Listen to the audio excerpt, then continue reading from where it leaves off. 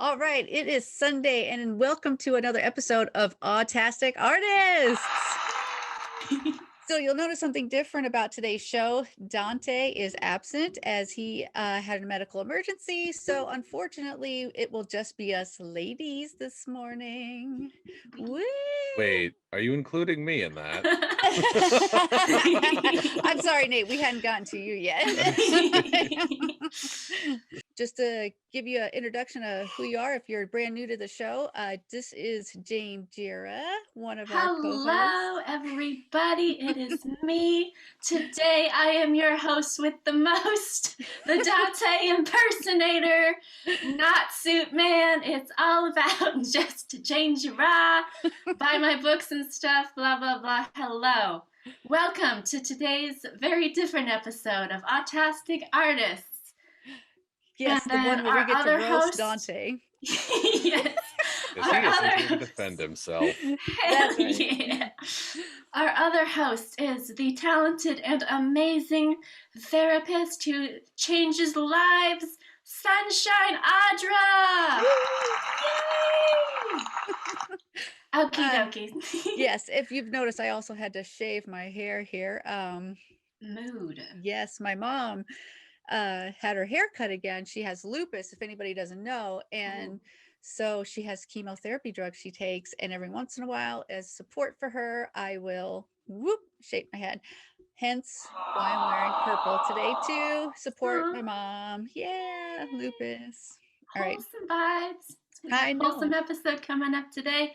Okay, on the topic of wholesomeness, today's special guest is one of my bestest friends in the whole world, Nathaniel Ljubicich! Woo!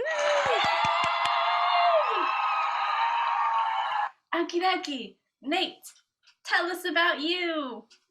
Okay, I'm going to open up by shooting my case for being here in the foot. So,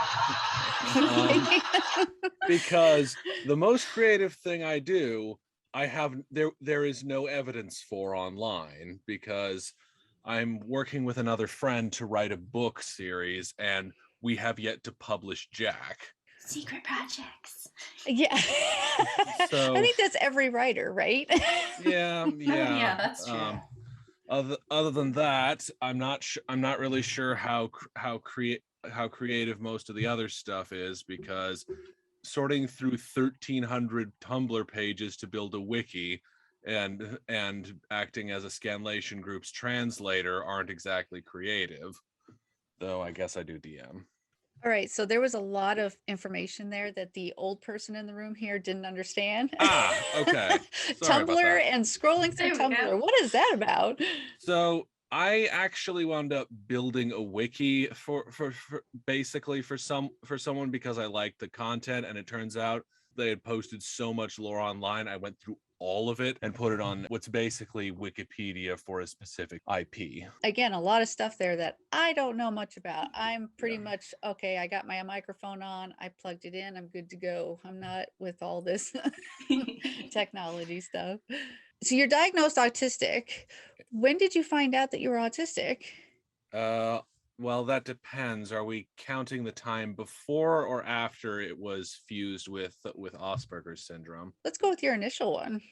Okay, I was diagnosed with Asperger's in grade school. I don't know exactly when.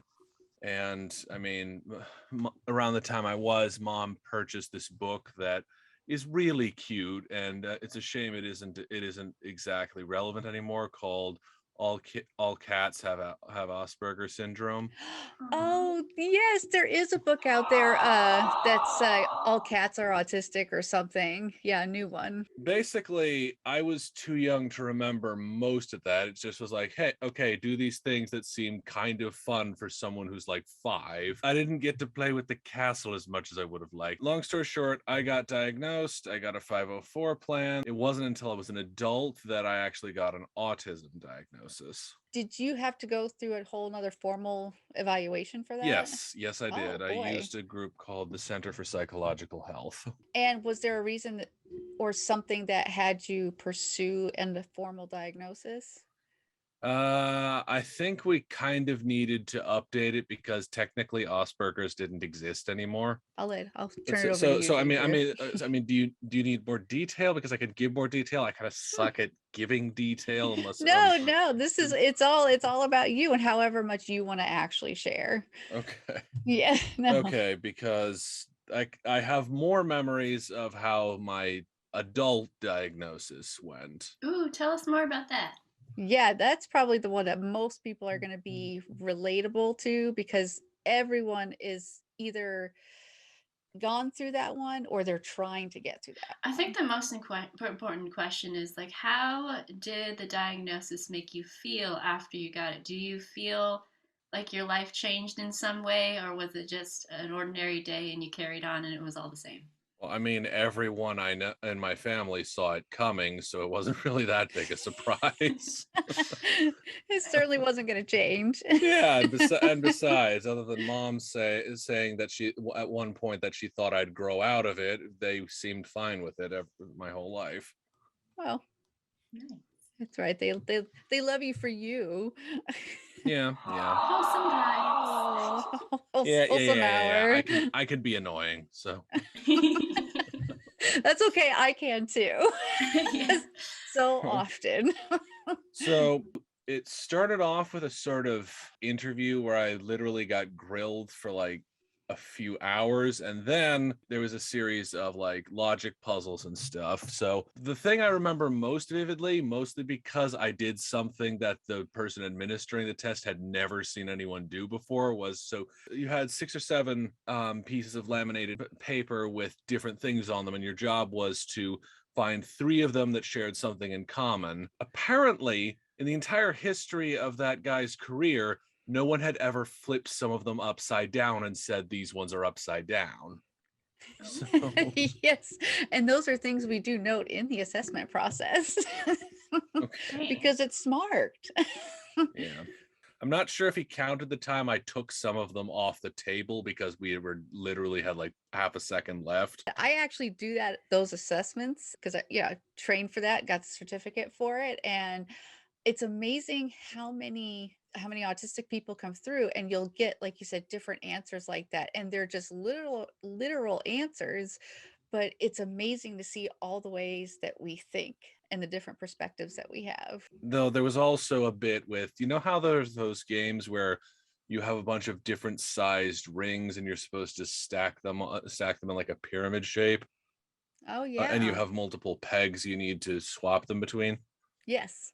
Yeah, I did that too, that apparently I sucked at. And again, these are the things that I wish were updated for an adult assessment, because what you're talking about are still the things that we use, I think, for the adult assessment and the children. So it's still the assessment is still the same. So you're still going to be using those little pegs. Okay. Lucky ducks.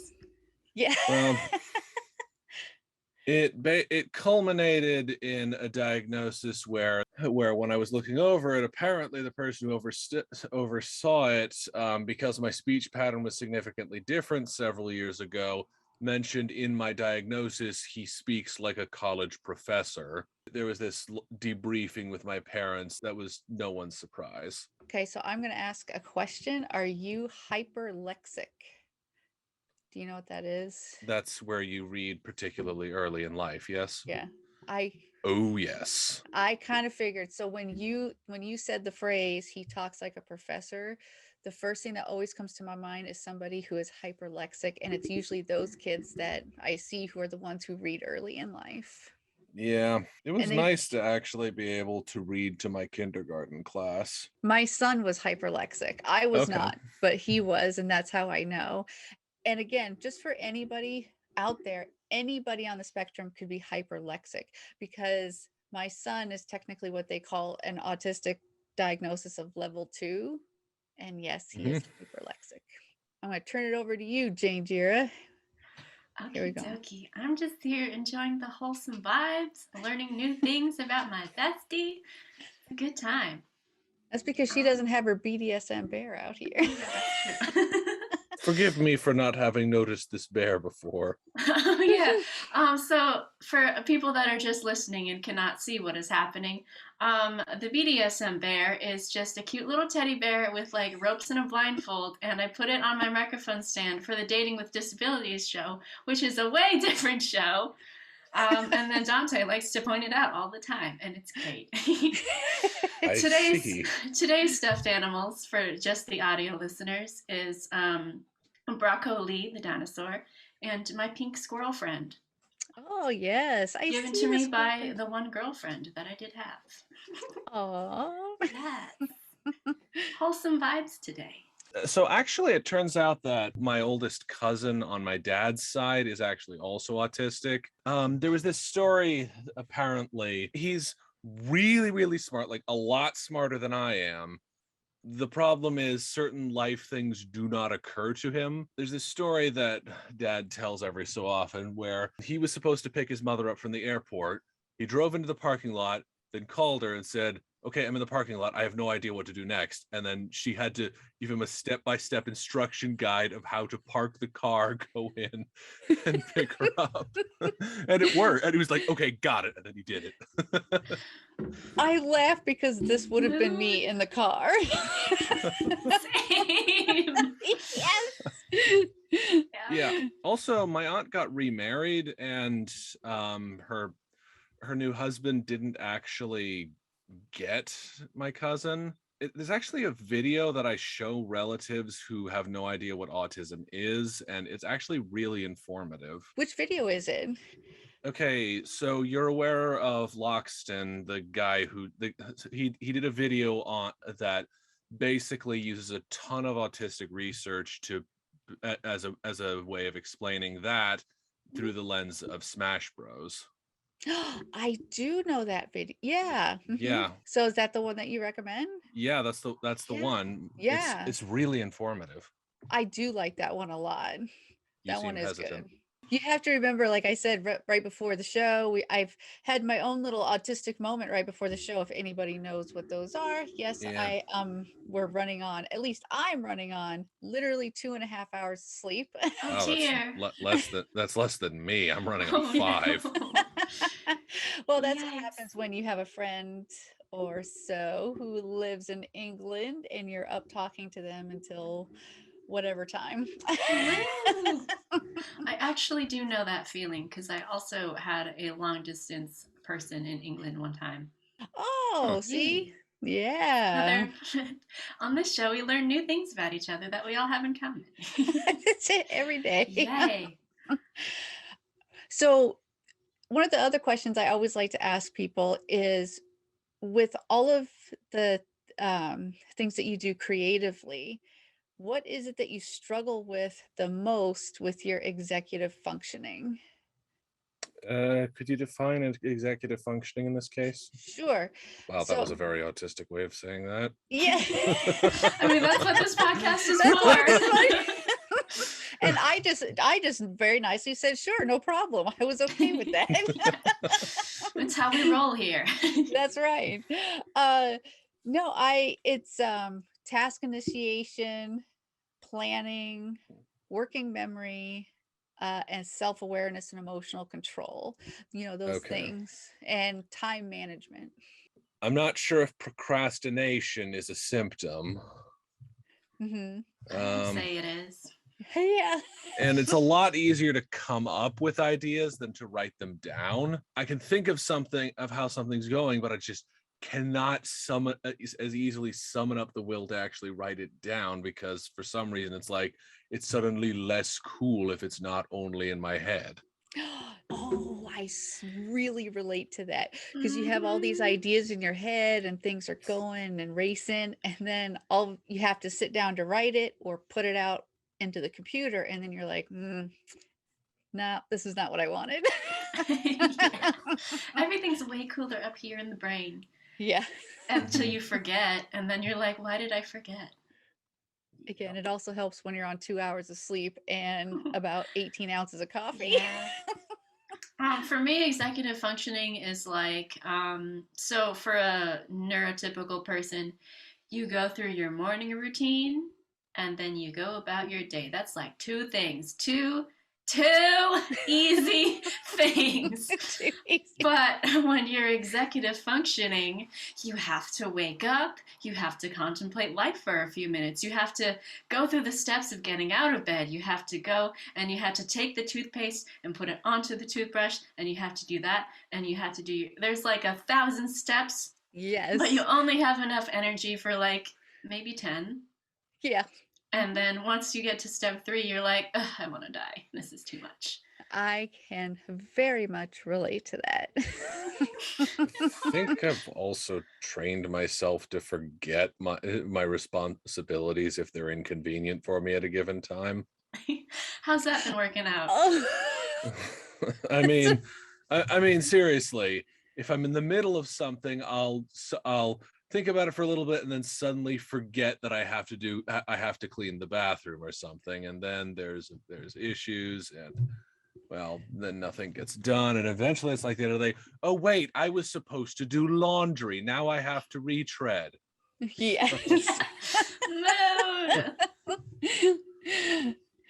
And then I hate, because then you get to a point where there's 15 things on your list to do, and you're like, okay, I don't even know where to start, so you just throw the list away and create a new list, because that's your favorite thing to do, is create lists.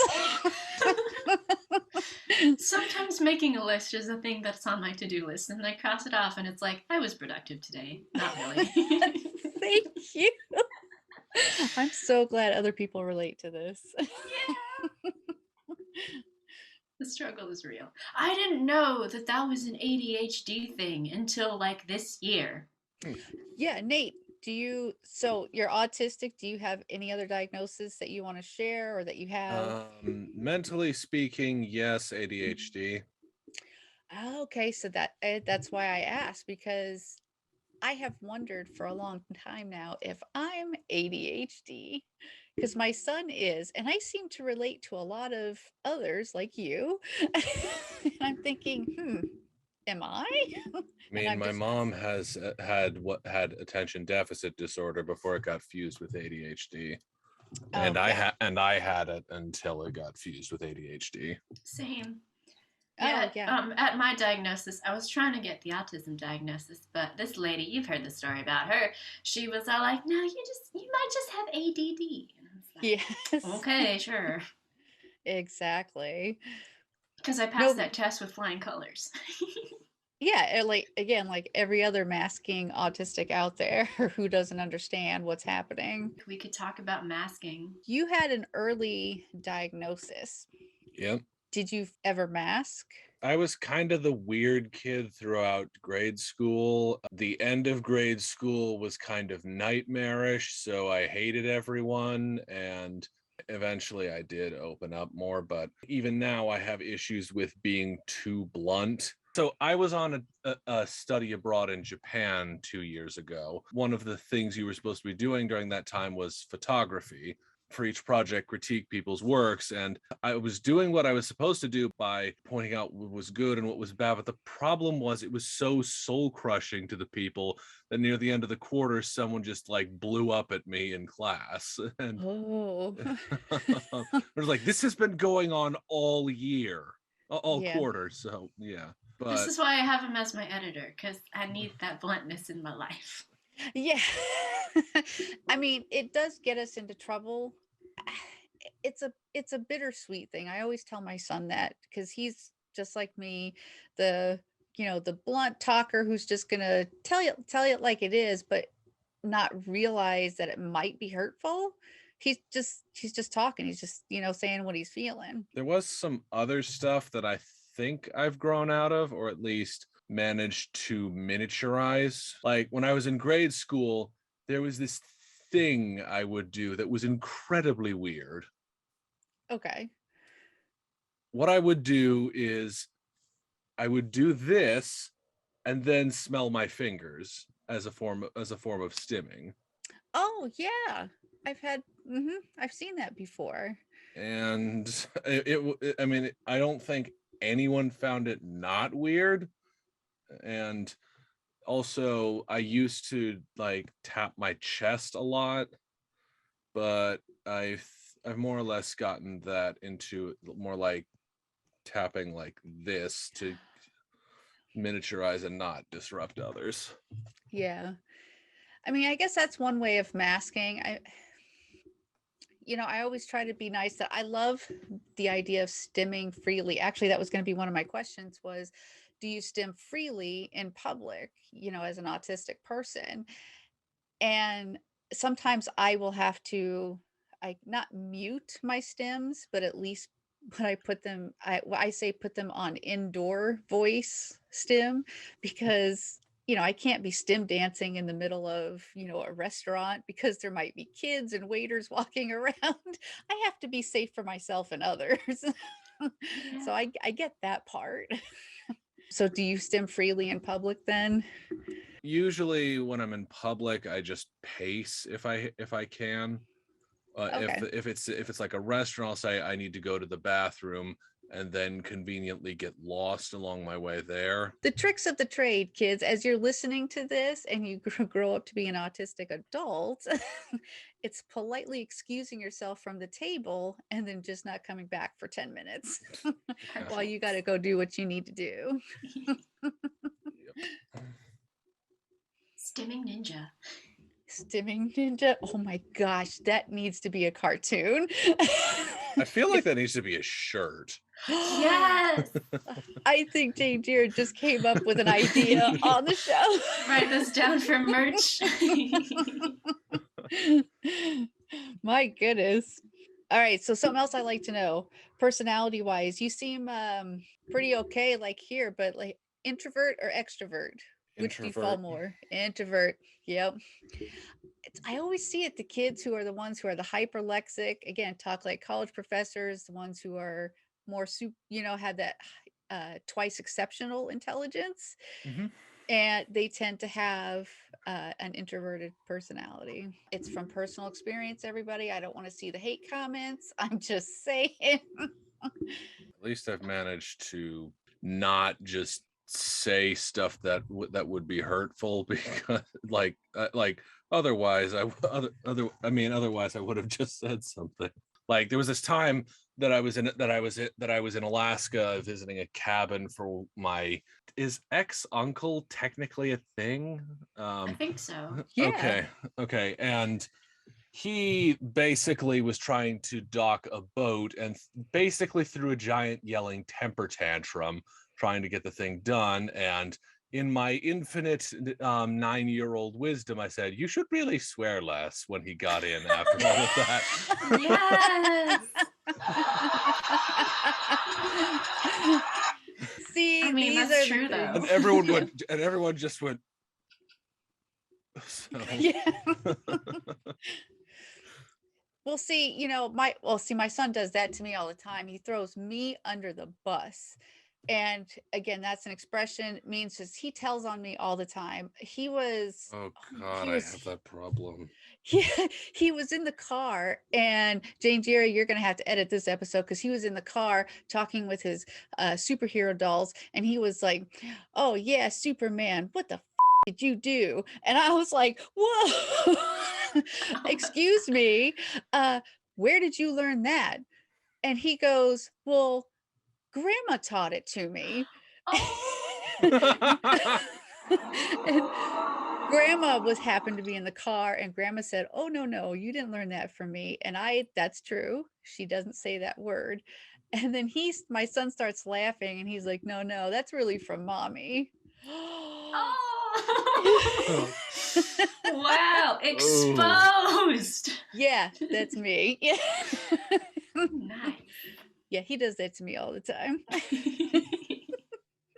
There's a saying that my dad seems to have coined to basically explain how social skills are developed in different people. Since he's a manager at a software company, it's like a programming analogy. So a normal person comes with the software for social awareness pre-installed, so they're fine.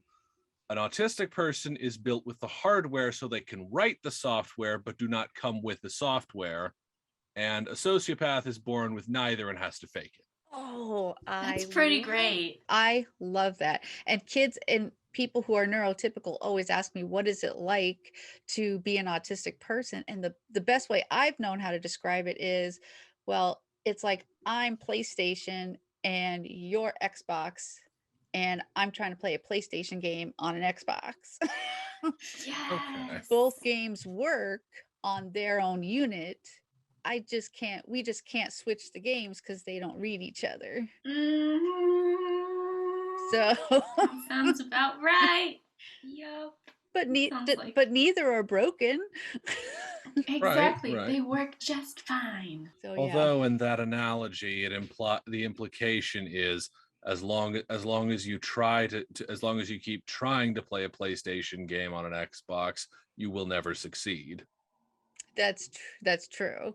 And that's why I think we had stopped using that analogy way back when my generation of autistic advocates came up.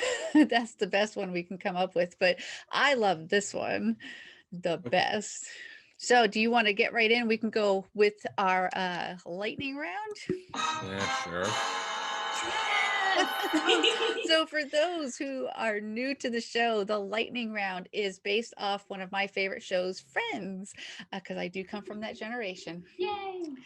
There was one episode where they had a lightning round. Janejira and I will ask our guest Nate 3 neurotypical questions and 3 what we call neurodivergent questions. These are questions more that I think are fun and get to know you as a person instead of the usual weird social chit chat stuff. So the first one I'll ask, I guess it'll be a neurotypical question, is do you prefer the beach or the forest if you were to go on vacation? Forest, because that way I don't need to pack sunscreen. That's a good answer. Yeah, that is a good answer. I mean, the whole thing about the beach is that you expose a crap ton of skin and then have to cover it all so that you don't suffer first-degree burns from radiation. I'm one of those out there on the beach that's slathering myself because, as you can tell, I am very white. Yeah. And if you're an Instagram white girl, you gotta like take a bunch of pictures and then put an irrelevant quote in the thing. Hashtag blessed. Oh my gosh, that probably would have been me. Okay, random story. Okay, I do love going to the beach. See, that's my answer. And I'm trying to fill in for Duante here. We're gonna have the narcissistic part of me come out. Oh, roasted. And so I was at the beach with my friend, my best friend in the world, and she had brought slices of mango cut up. I love And mango. this was years ago, back when I lived in Jersey. Again, autistic moment. I had never had mango before. And I said, "Ooh, what is this?" And she goes, "It's mango, just eat it." Well, the skin was still on it, and I didn't realize that you're not supposed to eat the skin. I just said, "Okay, great, thanks." Picked up the piece and ate the whole thing in my mouth. She about died. She started cracking up. She goes, "Oh my gosh, Audra." She goes, "What the hell did you just do?" I ate mango and it was good. A little weird, but good. Yikes. That's why I love the beach. PSA to everybody. Always peel your mangoes. From this autistic, peel your mangoes. It tastes like leather. Gross. Oh, here's the question. What's your favorite fruit and why? None of them. But why? Because I haven't eaten any fruits or vegetables since I was like 3. Yeah, that makes sense. I've never seen you eat a fruit.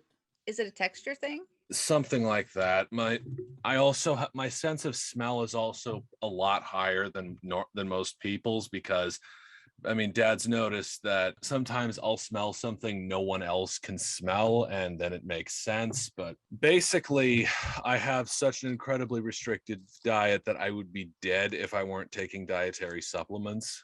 I can smell sunlight. Huh. Yes, I was just about to ask. So, because you have that heightened sense of smell, here's the neurodivergent question. Can you smell objects or like colors? Do you have something called synesthesia, where you can see colors that are different, or you can see music? or you can smell music. There's always this sort of sense to an experience, but I'm not sure if that counts. Ooh, tell us more about that. Yeah. Well, like there's this weird set of smells that kind of get combined whenever I played D&D with my dad. It's like this combination of the scent of the source books, the dad's old office. Actually, I think there might be a little bit of the drinks we usually get for that all get rolled into one, and then whenever I think of D&D with dad, that scent is remembered. Oh, so your sensor can be associated with memories. Yeah, I'm told that's actually really common. Though there was one point where we left some fish in the food scraps bin for so long, and when my brother was taking it out, it was like the smell hit me and my nose was in physical pain, and I ran as fast as I could. I think That's how I feel at perfume places. At the Oh malls. God, yeah, it doesn't help when you have asthma also. Oh my gosh, I know. Just trying to walk through there. And that's something else I can't explain more to people who are neurotypical, who don't have that sensory issue. Oh my gosh. It's physically painful. It's why I don't like to make eye contact with a lot of people unless I'm very comfortable. I have really sensitive hearing and sensitive touch. It's physically painful. And so in your case, just like with your nose, the same thing. Sense You would can hate be very... Yellowstone. Oh, probably. What is Yellowstone? So Yellowstone National Park. Isn't it that super volcano that will go off and kill everyone in the States? Yeah, but the smell of sulfur when you walk through the park is very, very strong. See, that was an autistic moment of, I'm sorry, what's Yellowstone? You know, that giant national park that we all have here. They got geysers and stuff too. You know, that thing right there. Good times.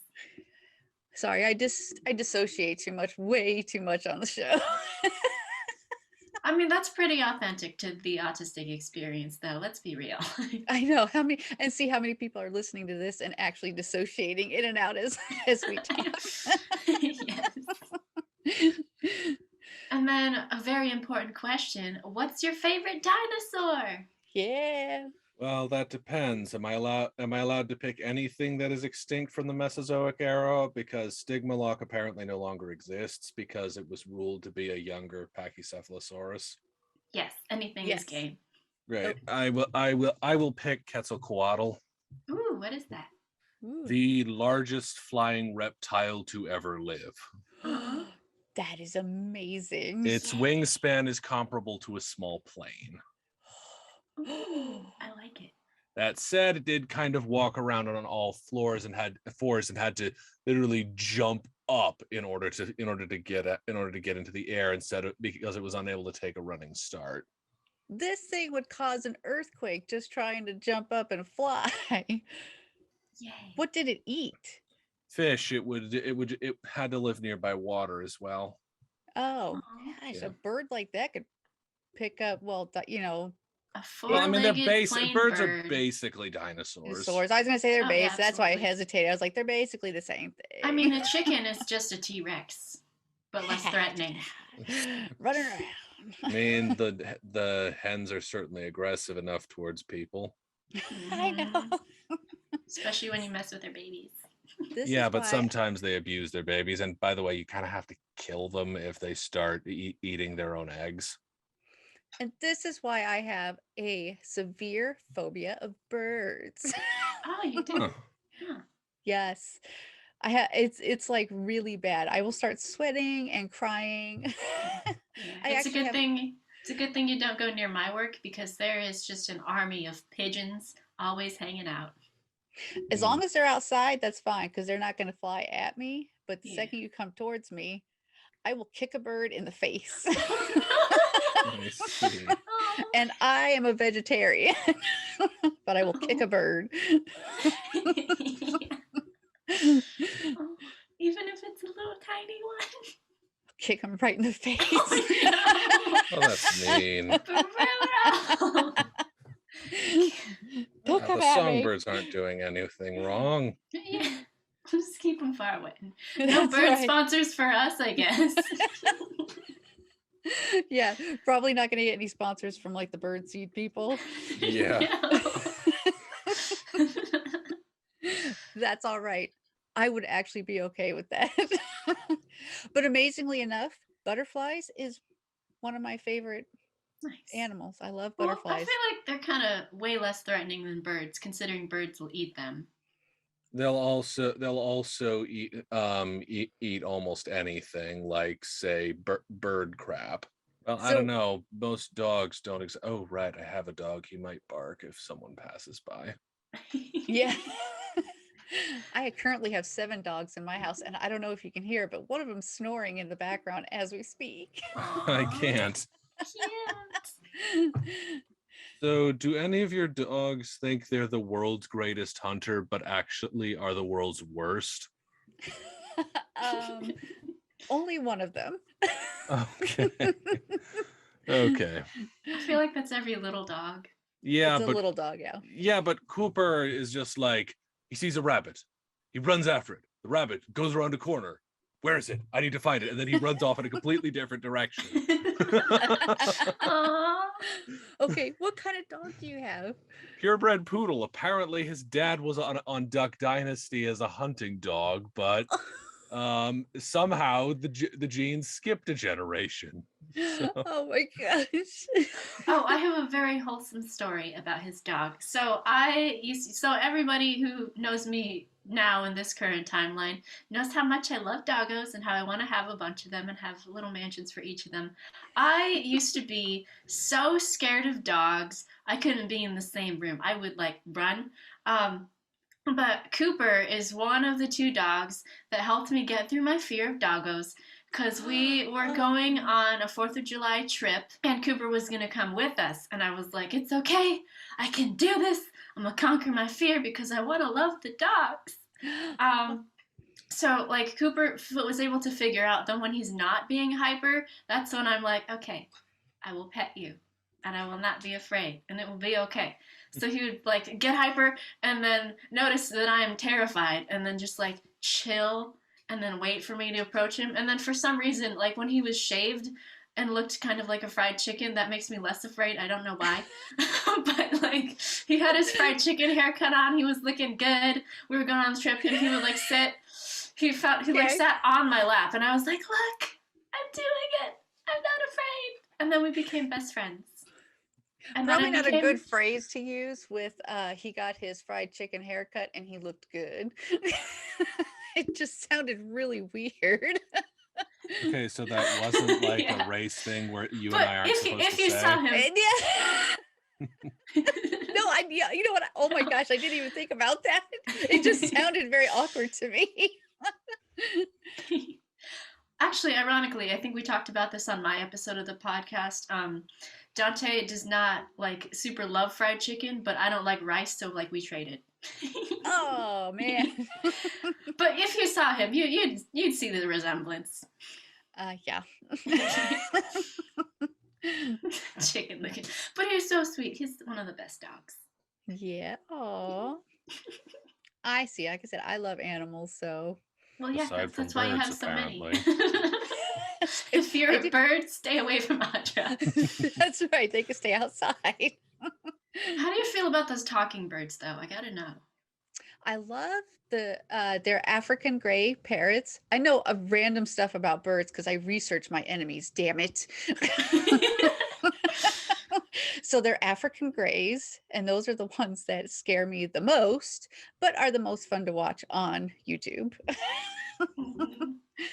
And one of them on YouTube that I love to watch is Einstein. His name is Einstein. Aww, Yeah. cute. And I think I like it because I have something called echolalia sometimes where I'll say something on repeat in the exact same tone and perseverance, and over again, like a song or a lyric or a line from a show.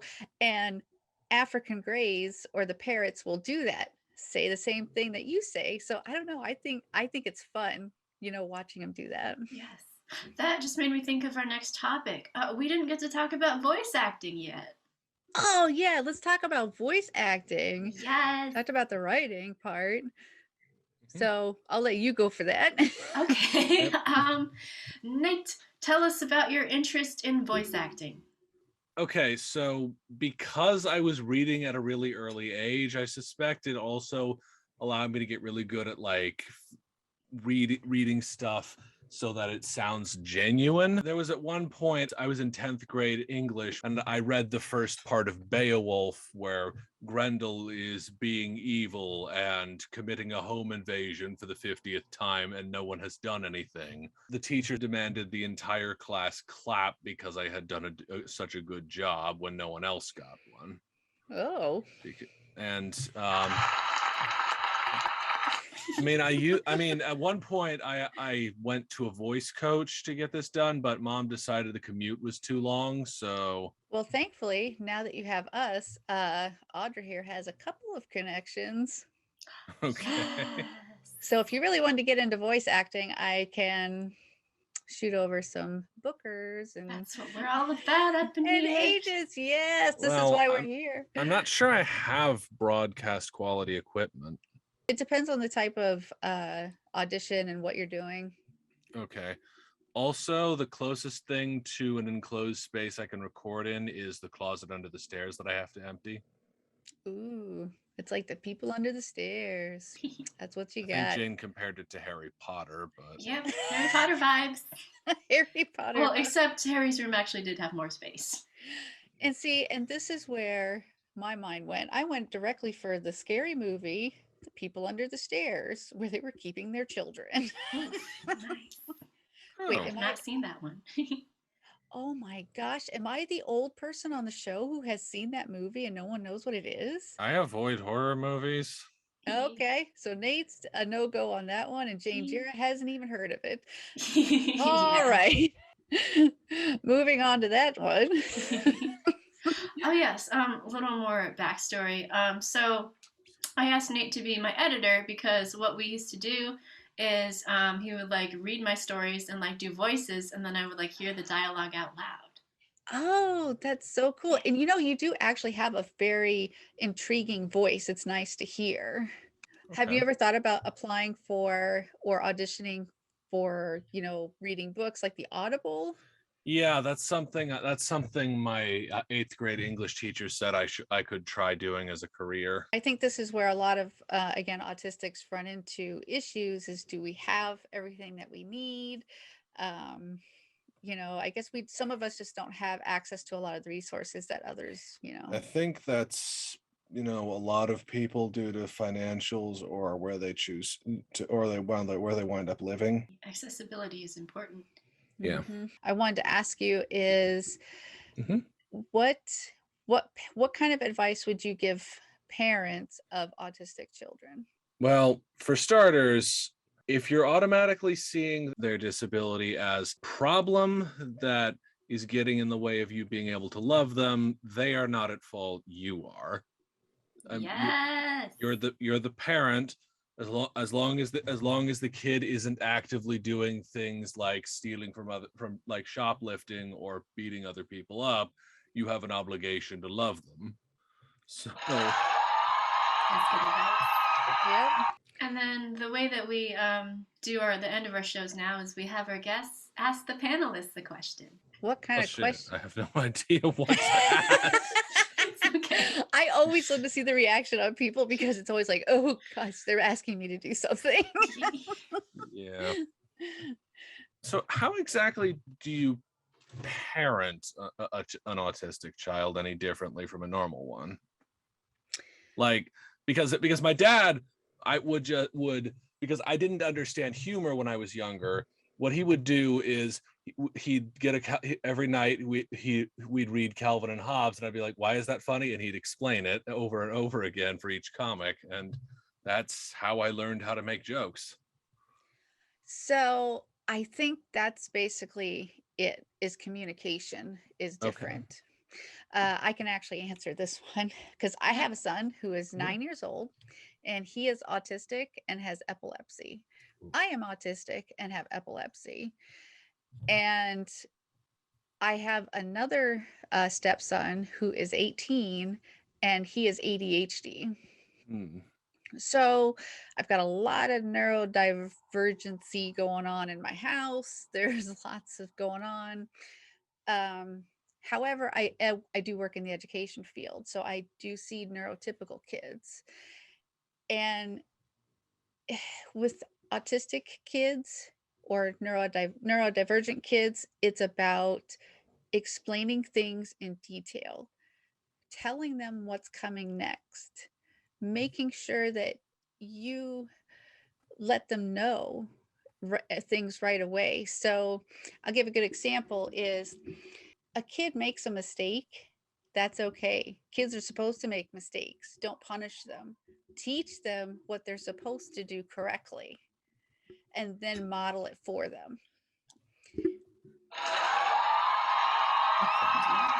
Yeah. And then as far as punishment, again, tell them right away.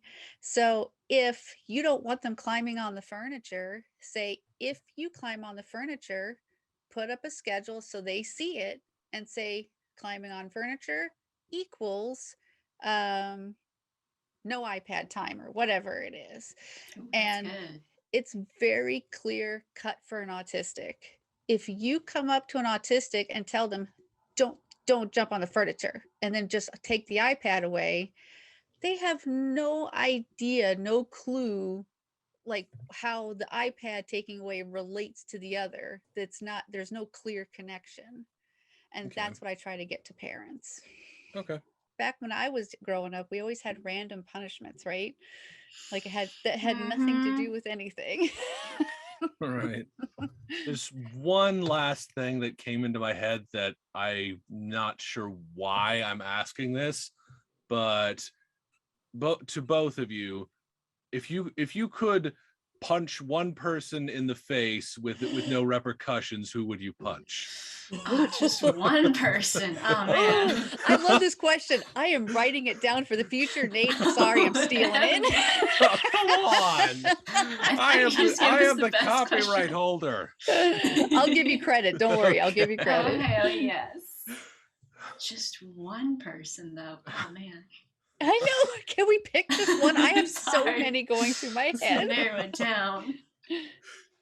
I love how that we went from serious to, ooh, that was a great one. Let's answer that. The best question ever. Yes. Oh man. I have several answers, so I'll let you go first. I'm still deciding. It's a tie between one of the Joshes and the inventor of the 3D software program Maya, because I love and hate that program so much. I still have vengeance because so what happened was at some point in high school we took like an animation class, and one of the programs we had to use was Maya, and it was God. just yeah. I hated that thing. I know. It's I great left if you the know how to room use during it. my presentation because I was so embarrassed by what I had created. At least my strawberry was inverted. It was terrible. So the teacher had us write out a survey, like, how did you feel about using the program? And I wrote, I want to meet the creator of this program, push them down a flight of concrete stairs and say, rendering, please wait.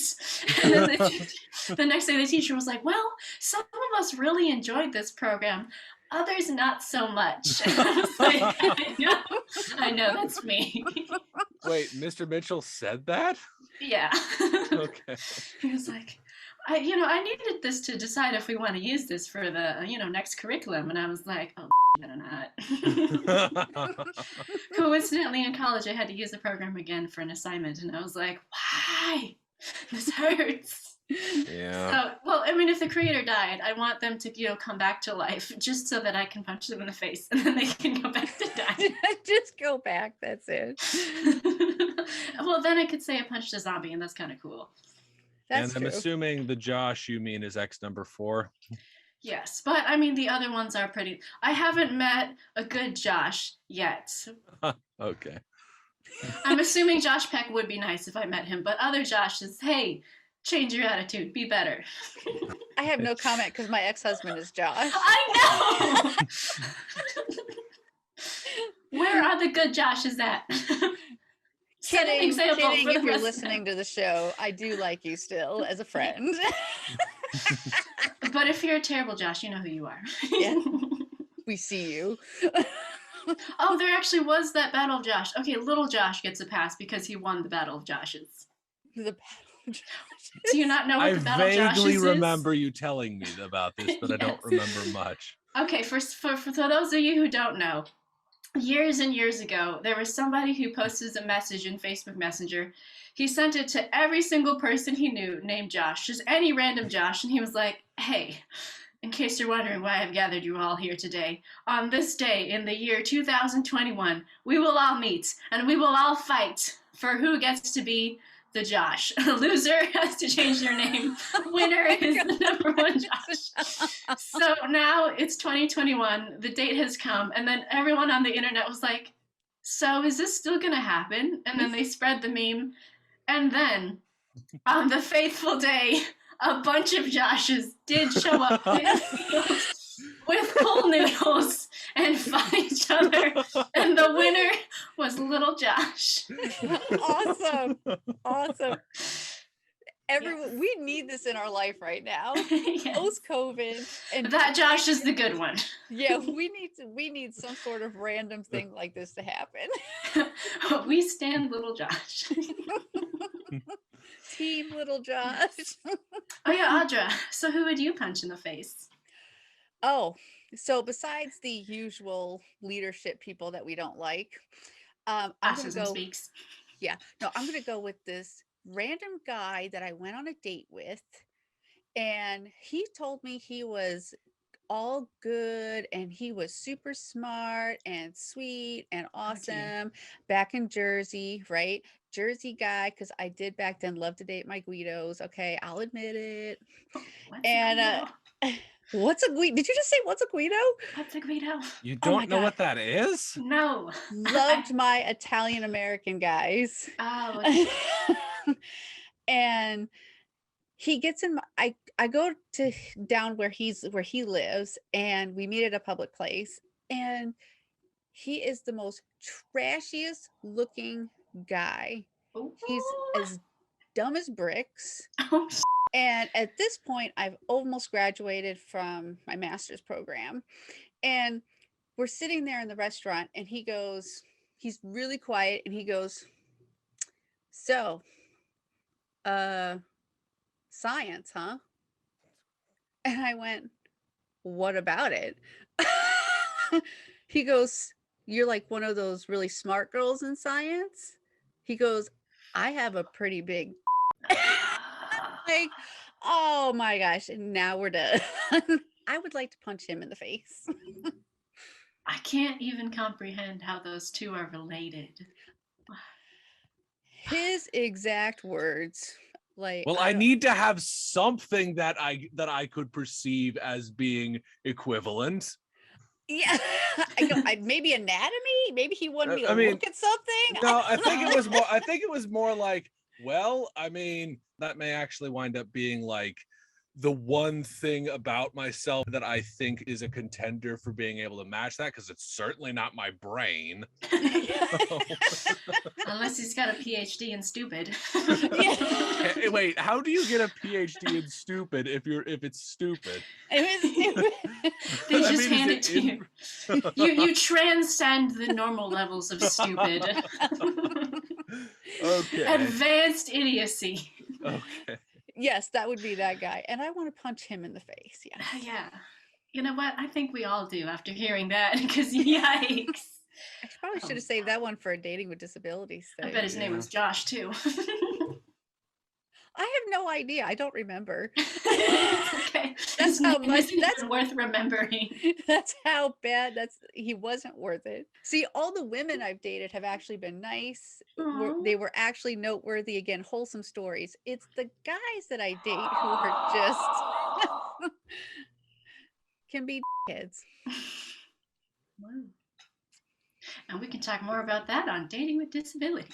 All right, so all right.